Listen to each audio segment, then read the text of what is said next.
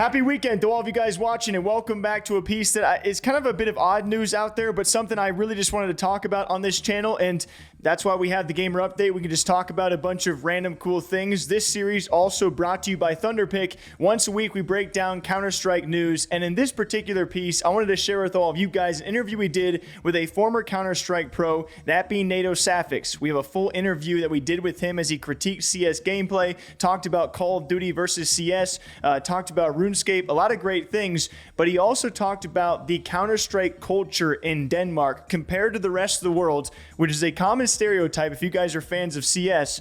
And it was amazing to hear him talk about how, even from a young age, it is really bred, Counter-Strike being the esport of the entire country. And beyond that, there are even kids who have certain requirements for face-it levels to apply to some schools in Denmark. That's how crazy it is over there. It feels really good to sit down and help someone get better at something that I know a lot about, and then getting their feedback afterwards of them saying, you know, this is amazing what you're teaching me, and I'm getting so much better. I had a Danish kid who was 15 years old, or is 15 years old. I had him like 10 days ago or something in a coaching session. He said he was level 7 on Faceit, and he needs to be level 8, because if he's level 8, he can apply to a certain school in Denmark. You need a certain Faceit level to apply to that part of the school, apparently. And it was his goal. If he could become level 8 within the next 2 years, he would be able to apply for this. It's one of the top, like, esports-oriented schools in Denmark. And yeah, like a week later, he wrote me back. He said, your coaching was great. I really enjoyed it. And it helped me get from level 7 to level 8. I already wrote the school, and I'm hoping that they will accept my application, kind of thing. Wow. Yeah.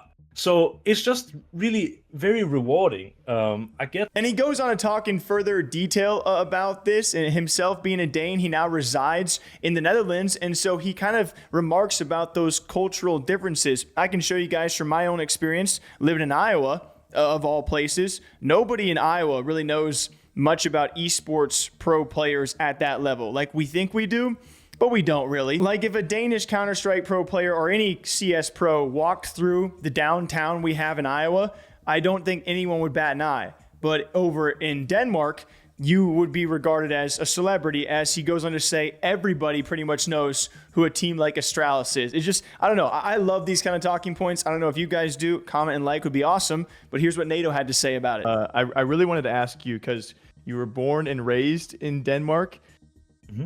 And I feel like there's a stereotype around the Danes, especially in Counter-Strike. I don't feel it. There is a stereotype. Obviously, if you're born a Dane, the CS and maybe I gotta ask, is there like a different gaming culture being born there that you maybe noticed if you've explored other countries or other places? Like, is that actually a thing? Like, is it more accepted? Is it more pushed? What is that like? Yeah, I think the best way I can kind of explain it is, let's say, I mean, now I live in the Netherlands, which they don't have many good Counter-Strike players. They overall don't have that many top esports professionals, even though they are very competitive in other sports like football and stuff like this. They have many of like even some of the greatest players also when you look at all time. But the simplest way I can explain it to someone who hasn't been in my shoes is that in Denmark, let's say 10 years ago, when my YouTube was kicking off, maybe even 9 or 8 years ago, I would say, yeah, I'm doing YouTube. And people would ask me, always as the first thing, oh, okay, well, are you making any money doing that? And Counter-Strike has been so much in the media in Counter-Strike that it's like part of sports. Everyone knows about Counter-Strike. Even like someone's grandparents probably have heard of Astralis, for example. And in Denmark, if you explain, oh, I'm a professional Counter-Strike player, people are like, oh, okay, which team do you play for, you know? But when I now, with my girlfriend, for example, when she tells people like, yeah, this guy is a professional gamer, then they're like, okay, that's a nice hobby, you know? But they don't understand it's like actually a lifestyle and like a career choice. So I think that's the best way to explain it. But then the difference, and also why it's working so well in Denmark, is because we have like esports classes at a lot of the schools now, where you can actually opt in to play for example, Counter-Strike. We have a lot of, we basically just call them clubs, but where you can go with other children your age and hang out after school, and you can play games, for example. We have, kind of unions as well that you can like join as a child, where you get professional coaching, maybe already from the age of like 10 or 11 in Counter-Strike. So we are absolutely many steps ahead when it comes to esports, and I think that's why Scandinavia in general just have so many top players, even though we have such a small population in a way.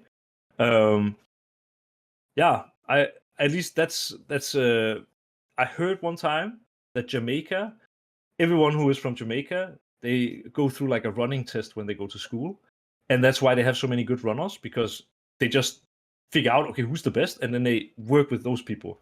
And I feel in Denmark, we kind of have the same culture with Counter-Strike a little bit, how we will find the talent so early, and then we will give them the best set of tools to create a superstar.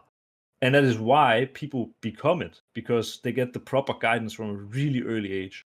And anyone who is actually, an above average talent will be found out. And I don't know, man, I love nitpicking these kind of stories because it's just such a cool thing to talk to people from other countries and how their esports and games are perceived. And it's something I just really enjoy sharing with you guys. I don't know if you guys enjoy it as much as I do, but there's also some future videos coming on this channel about like a Fall Guys World Cup. Like there are just some nations out there who are diehard no matter what the game, and the representation is really freaking cool. So what do you guys think about that? We had a former Counter-Strike pro player tell us the difference and the culture of CS, of Counter-Strike over in Denmark. And it just sounds a bit different. So what do you guys think about this? Till next time, take care of yourselves. Have a great rest of your weekend, and we'll see you back here bright and early tomorrow morning for another one. Take care.